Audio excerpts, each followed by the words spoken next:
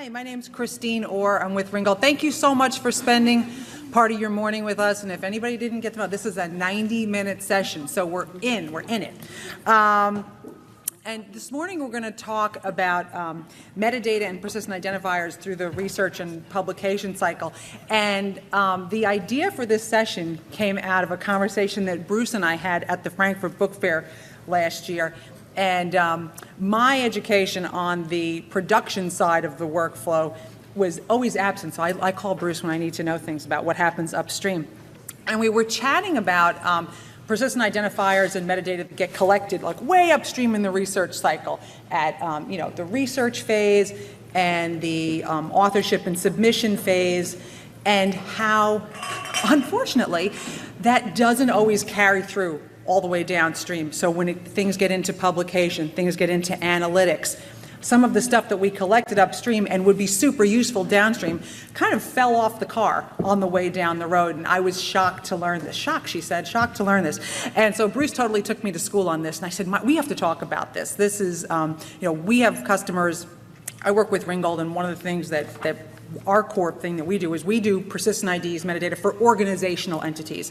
It's we do a large reference database of organizations that's proprietary. We also do the open ISNI identifier for organizations. But it's one piece of a very big sea of metadata and structured data and persistent identifiers that make up this whole corpus of scholarly research. So we were realizing that folks were embedding things way upstream, were then needed downstream. And I actually had a client come to me and said, well, we need you to reinsert things that we lost along the way. And I'm like, well, wait a minute, we need to evangelize and talk about this. So we brought together folks today from all different phases of the scholarship, publication, and research cycle. So we're going to kick off with Bruce Rosenblum. He's the CEO of Venera, to talk about production and conversion phases, little historic perspective as well. Then we're going to move to Mary Seliggy. Mary is with Canadian Science Publishing. She's a senior business analyst there. And they've got a portfolio of journals that's kind of going through a metadata makeover, and Mary's also involved in the JATS for Reuse project. Then we're going to hand it over to Sarah Whalen of AAAS. Sarah is the Director of Business Strategy and Portfolio Management, to get an additional publisher perspective. AAAS has been doing some neat things with metadata and PIDs over the past few years. And then Jen Goodrich from the Copyright Clearance Center's RightsLink for Open Access and RightsLink suite of products. Jen is the Director of Product Management there, and their product actually is driven by lots of good structured metadata, so she's got a great perspective. And then we're going to close with Howard Ratner. Howard is the Executive Director of Chorus, and he's going to talk about some of the changes that he's seen over the past 4 years and perspectives and needs from the funding community. So we're going to kind of take you through this journey of the scholarly and academic research cycle. Okay. One other bit on the housekeeping front. This is a virtual session. We're going to have questions from folks here in the room, but we also have people who are attending SSP virtually. Unfortunately, couldn't come to Chicago and be with us. So what that means is two things. We're going to have questions from folks, hopefully, over the internet. And if we have questions here in the room, we're going to have Judy Humdelaney here is going to come around, Phil Donahue style, with a microphone, so that any questions you have in the audience, they will be able to hear as well. So we'll thank you for speaking into the mic when your inevitable questions bubble up. So with that, I'm going to hand it over to Bruce Rosenblum of Venera. Thank you, Bruce. Great. Thank you very much, Christine, and good morning, everyone. I want to talk a bit about what's gone on with metadata over the last 30 years or so. Because if you have this feeling, or you actually understand that it's gotten more complicated, you're right. It has gotten a lot more complicated. So if we go back to the olden days, of about 30 years ago, and in this business that really is the olden days, manuscript submission was that an author would submit a manuscript, possibly typewritten, possibly longhand, possibly both. This is actually a page of a manuscript that was submitted by Albert Einstein, I think in the 1930s. It's actually an image from one of his manuscripts. And what would happen with that is it would go through a peer review process. A revised manuscript would be mailed in. You might add a few bits of metadata to the cover page. So you might add, for example, a received date, a revised date, an accepted date. But there wasn't an awful lot of extra metadata 30 years ago. You would then go through an editorial process. This is actually a page from 15 years ago with the New England Journal of Medicine when they still copy edited on paper, and every single copy editor had a unique color pen, so they had a complete audit trail as to who made exactly what edits. You would typeset, you would proof, you would typeset any corrections that came in, you'd check the copyright forms. That was sort of the one critical piece of freestanding metadata 30 years ago. You'd print, and then your post-publication workflow is you'd basically ship the print to libraries. You'd wait for the third-party indexers to hopefully pick up your journal and index it in various bound volumes. You'd publish an occasional erratum or correction, and very rarely you might publish a retraction, and that was pretty much it. And the result would end up like this on a library shelf. Now let's change our flashback from 30 years ago to 15 years ago. By 2003, a significant number of manuscripts were actually being submitted electronically rather than on paper. If you were using one of the nascent online submission systems in 2003, there would typically be some sort of a transmittal file that would accompany that manuscript. And you might have then some non-redundant metadata. For example, received, revised, accepted dates might be in that file, an article ID, an article type, and those would either be retyped into a Word file or copy and pasted across. And then you'd find some way to electronically typeset that file and edit it. You'd still be checking copyright forms in 2003, and then at some stage, XML might be produced. This is still sort of early days of full-text XML. Post-publication, you'd post it online, you'd upload your metadata to Crossref by 2003, you'd ship the print to libraries because we were still largely print-centric then. You might begin to archive XML and PDF. You'd publish an occasional correction or a retraction, correction or erratum, and then you might rarely have a retraction. And notice I've gone from very rarely to rarely with retractions. Those did start to pick up pace. All of a sudden, we step back, and 5 years ago, new initiatives were just bursting onto the scene. We had ORCID really start to take hold 5 years ago. We had FundRef. Again, 2013 is about the point this came in. And we had Chorus really get started up in 2013. And all of a sudden, what's driving all of these things and allowing them to play together is additional metadata. So if we flash forward to today, what happens is you submit the manuscript electronically for almost all journals. And in the process of doing that, the author fills out form after form after form. How many of you have actually submitted an article for publication? How many of you liked that process? For those who are virtual, none of the hands are still up. I just recently was co-author of an article in Learned Publishing, and it took my corresponding author 30 minutes to submit a 4-page manuscript. So there's something that's just not quite right with this process. And part of this is we're being asked to add lots of extra metadata. We may be asked to copy and paste all the affiliations and authors from the Word file. I'm assuming here, yes, there is LaTeX out there, but I'm assuming most people are working with Word. Copy and paste that across into the forms, and you've got a field that you've got to break the author names into given names and surnames and so on. But wait a second, that's all in the Word file. And the funding information, how many of you are collecting FundRef information? Okay, I'm seeing some hands go up. How many of you then have to manually cross-check that against what's in the acknowledgement paragraph in free-form text? Yep, I see a few. That's not a fun process. So we've got this dichotomy of what we're collecting in our online submission forms and what's in the Word file. And then we go into eProduction 2008 style. So you've now got a Word file and a transmittal file from the submission system coming in. The copy editing all happens in the Word file.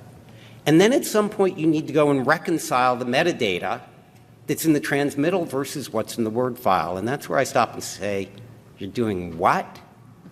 Well, yes, I just mentioned the point of checking FundRef against acknowledgement, but how many of you then go back and also cross-check, are all the authors from the submission system also the same ones that are in the Word file?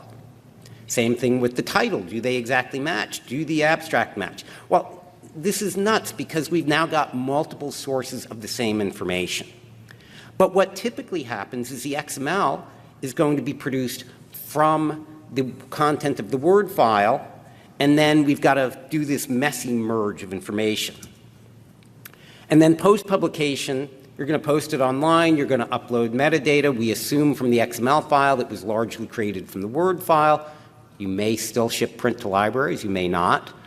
And now you've got to comply with a bunch of funding agency requirements, all of which are just laced with lots of metadata.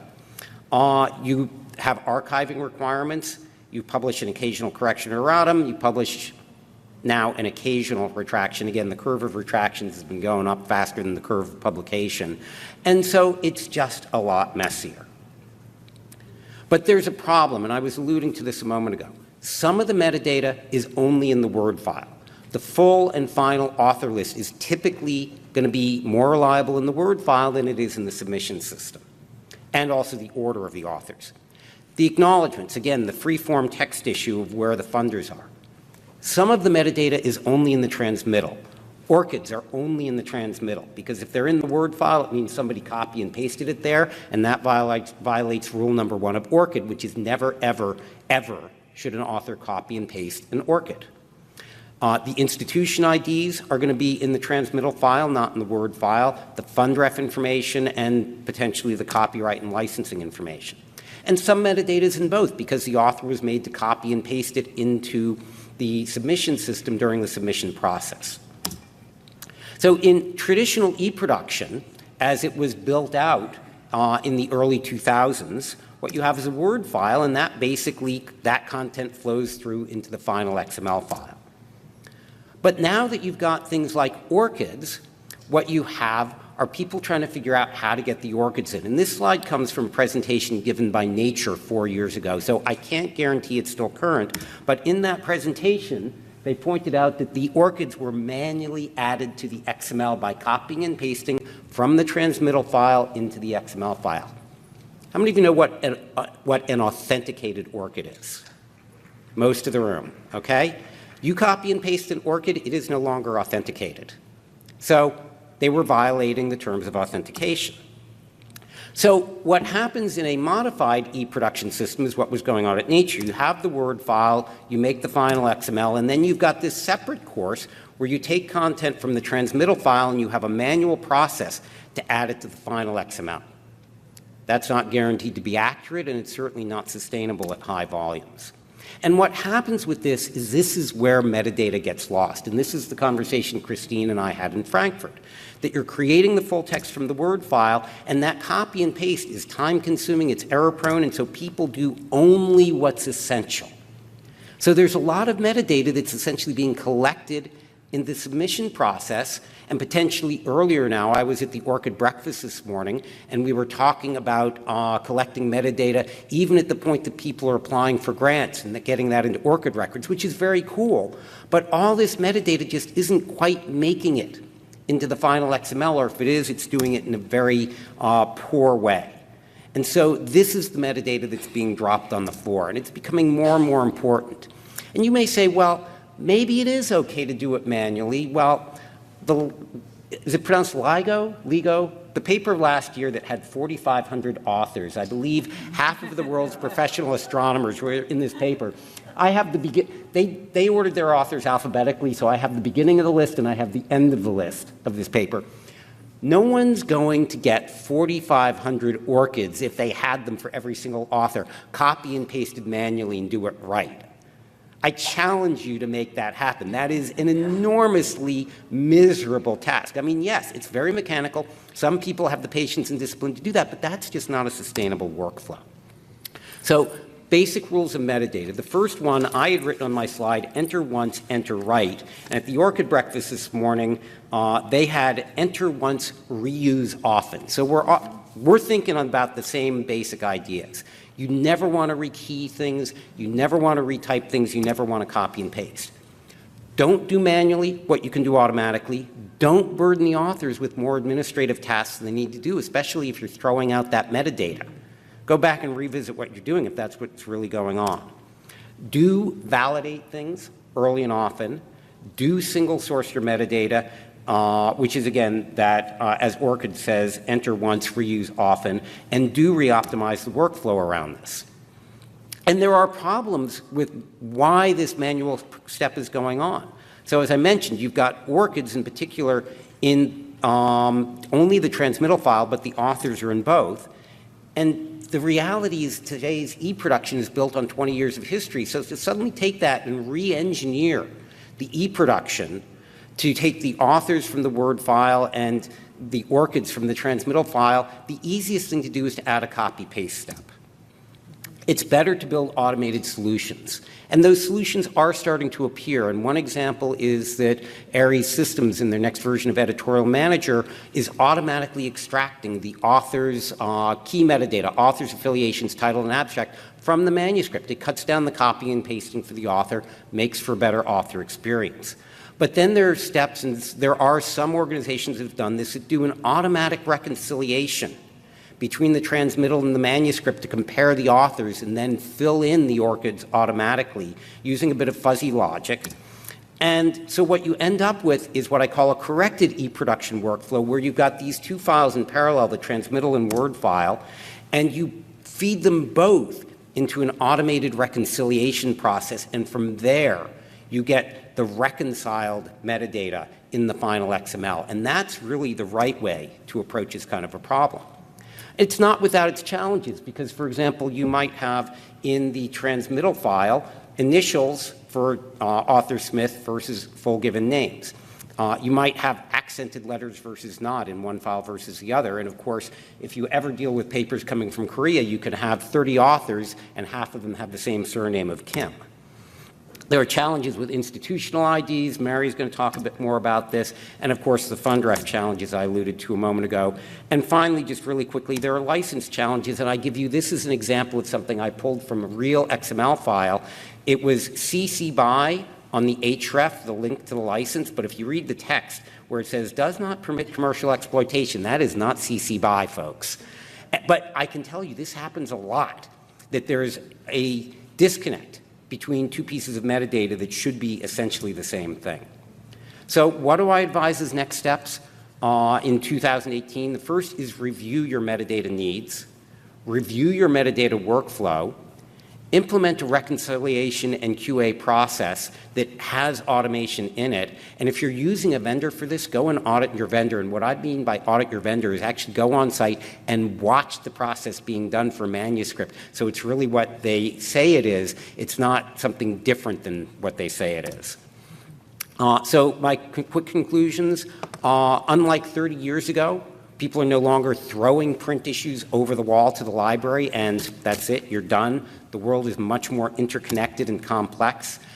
Scholarly publishing is really more integrated than ever in so many different ways. And that integration drives new initiatives. If we didn't have this kind of integration, we couldn't have something like Chorus, which is what Howard's going to talk about, and a bunch of the other initiatives that our other panelists will talk about. But that integration, for it to work, it requires not only more metadata, but it requires reconciliation processes, and it requires accurate metadata for all of these initiatives to succeed. So my last point is to review and revise your metadata workflow with these points in mind. Thank you very much, and we'll take questions afterwards. So Mary, you're up.